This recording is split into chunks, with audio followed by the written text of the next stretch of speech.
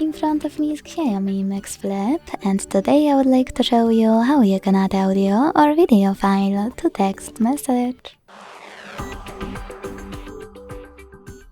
Begin by launching Messages app and selecting or creating a chat.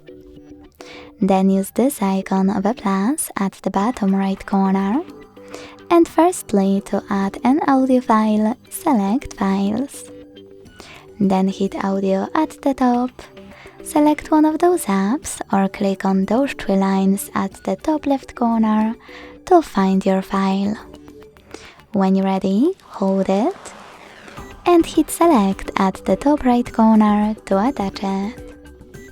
If you want to add a video one, select Gallery section. Tap on your video over here, and if you can't find it, select Folders, look for it here and click on it to add it.